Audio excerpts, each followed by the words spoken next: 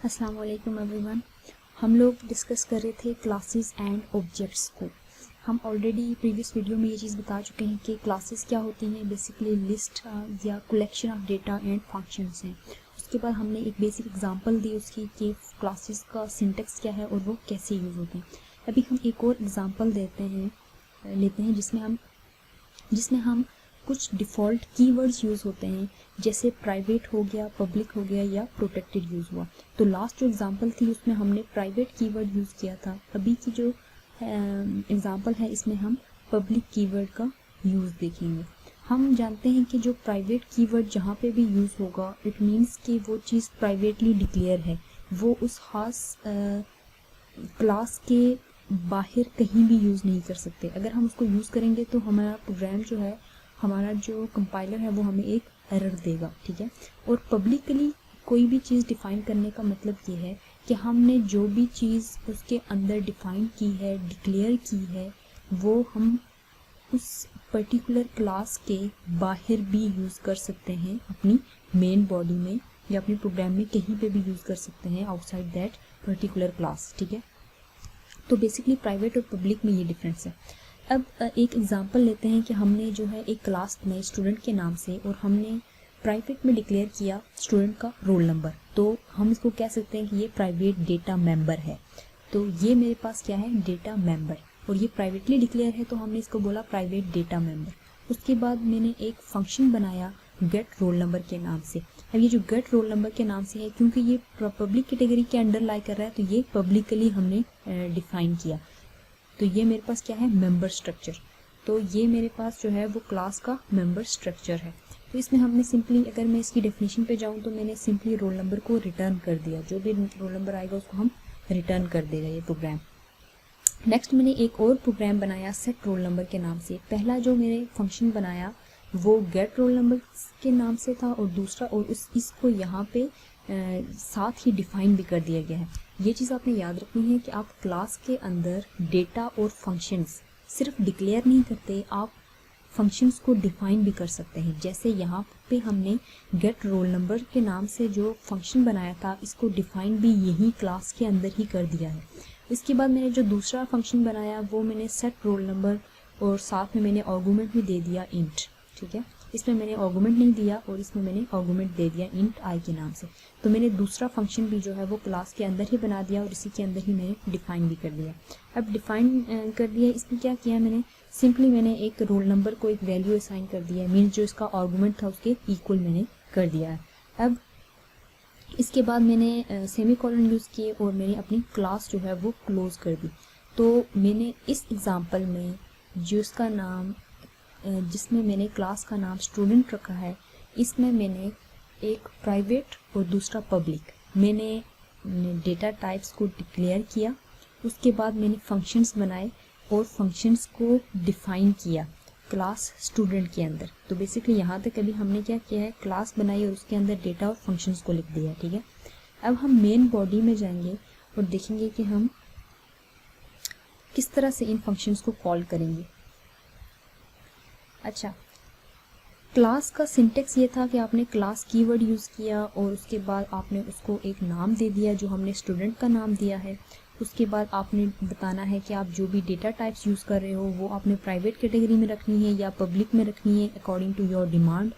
तो उसके बाद फिर हमने ये काम, उसके बाद हम लोगों का नेक्स्ट स्टेप ये है, जब हम क्लास को डिफाइन, इसके अंदर डेटा और स्ट्रक्चर्स और डेटा और फंक्शंस को डिक्लेयर कर देते हैं, डिफाइन कर देते हैं। उसके बाद नेक्स्ट स्टेप ये होता है कि हम उस क्लास को कोई ऑब्जेक्ट असाइन करें। तो हमने यहाँ पे क्या किया, स्टूडेंट को हमने वेरिएबल ए असाइन कर दिया, ठीक है। तो ए बेसिकली जो है वो क्लास डेटा टाइप स्टूडेंट का ऑब्जेक्ट है ए, कोई एक स्टूडेंट ए है मेरे पास। नेक्स्ट स्टेप ये है कि मैंने जो भी फंक्शंस बनाए हैं उनको कॉल करना है। अब मैं आपको ऑलरेडी बता चुकी हूँ कि जो प्राइवेट कैटेगरी है इसके अंदर जो भी आपने वेरिएबल डिक्लेयर किया है वो आप क्लास के बाहर यूज़ नहीं कर सकते। अगर आप क्लास के बाहर यूज़ करेंगे तो ये क्या करेगा, कैसे रिएक्ट करेगा, लेट्स सी। अब मैंने A dot roll number equals to 1 कर दिया, ठीक है।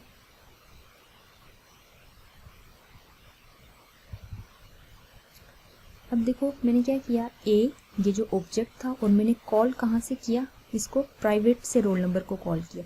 लेकिन अब हम जब इसको कंपाइल करेंगे तो देखो ये क्या रिजल्ट देता है, error with in this context roll number is private. हम यहाँ पे देख रहे हैं कि जो मेरा एरर है वो भी मुझे ये बता रहा है कि आपने प्राइवेट में एक चीज़ डिक्लेयर की है और आपका कॉल उसको पब्लिकली कर रहे हो, तो ये हम नहीं कर सकते। तो इस चीज़ को हम इस चीज़ को हम कमेंट करते हैं और अब हम पब्लिकली जो हमने फंक्शंस डिफाइन किए हैं अब उनको कॉल करके देखते हैं कि ये हमें क्या आंसर देगा।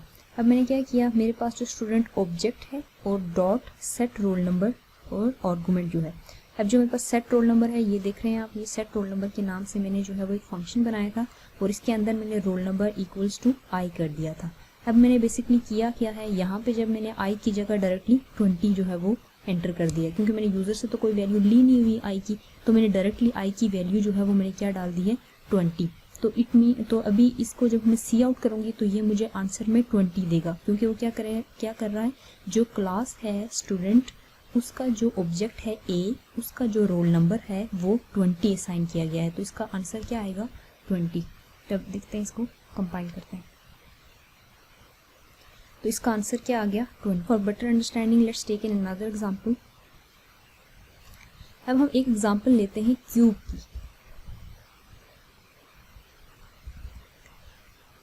अब क्यूब की हमने एग्जांपल लेनी है, हमारा पर्पस ये है कि हम चाह रहे हैं कि हमें जो है वो वॉल्यूम पता लग जाए क्यूब का। क्यूब की जो सारी साइड्स हैं उनको मल्टीप्लाई करके हमें एक वैल्यू दे दी जाए। हमने क्या किया, हमने जो है सबसे पहले हमने एक क्लास बनाई क्यूब के नाम से, ठीक है, क्लास हमने क्यूब के नाम से बनाई और उसके अंदर फिर हमने डेटा जो है वो साइड के नाम से पब्लिकली डिफाइन किया। इसी तरह हमने फंक्शंस को जो है वो यहाँ पे डिक्लेयर किया, सॉरी ये भी डिक्लेयर किया गया है साइड और गेट वॉल्यूम, मीन्स हमने एक डेटा लिया और एक फंक्शन लिया, उसको यहाँ पे हमने जो है वो यहाँ पे ये जो है हमने डिक्लेयर किया और ये इसको हमने साथ ही डिफाइन भी कर दिया है। जैसे कि गेट वॉल्यूम मेरे पास जो है वो एक फंक्शन है और इसको डेफिनेशन में मैंने सिंपली इसकी तीनों साइड्स को रिटर्न कर दिया है कि उन तीनों साइड्स को आपस में मल्टीप्लाई करो और उसी चीज़ को रिटर्न करो, मीन्स आउटपुट पे मुझे उसकी वैल्यू दे देगा। तो फिर यहाँ पे फिर मैंने जो है वो क्लास जो है वो एंड हो जाती है। नेक्स्ट मैंने मेन बॉडी में, क्योंकि मुझे कॉल करना था अपने इस फंक्शन को भी, गेट वॉल्यूम को भी कॉल करना था मेन बॉडी में और मुझे साइड भी जो है वो मेन बॉडी में चाहिए थी, इसीलिए मैंने ये चीज़ जो है वो पब्लिक कैटेगरी में रखी है, ठीक है। इसके बाद फिर सिंपली मैंने क्लास में जब हम ऊपर उसके अंदर डेटा और फंक्शंस को डिक्लेयर कर देते हैं, उसके बाद नेक्स्ट स्टेप ये होता है कि क्लास को कोई ऑब्जेक्ट असाइन किया जाए। तो हमने क्यूब को C1 ऑब्जेक्ट असाइन किया, तो हमने सिंपली C1 डॉट साइड, यहाँ से पब्लिक से हमने साइड को कॉल किया और इक्वल्स टू 4 कर दिया और हमने ऑलरेडी एक फंक्शन बनाया हुआ है गेट वैल्यू के नाम से, जिसमें क्या करेगा वो साइड्स को आपस में मल्टीप्लाई करके रिटर्न कर देगा, मीन्स इस गेट वॉल्यूम में जाके दोबारा से यही वैल्यू स्टोर हो गई है। तो volume of cube C1 equals to C1, ये जो हमारे पास ऑब्जेक्ट था इसको थ्रू डॉट ऑपरेटर हमने जो है वो गेट वॉल्यूम जो है वो यहाँ से गेट वॉल्यूम के अंदर जो भी वैल्यू थी वो हम यहाँ पे हमने कॉल कर दिया गेट वॉल्यूम फंक्शन को। तो लेट्स सी कि इसके आउटपुट पे हमें क्या रिजल्ट देता है।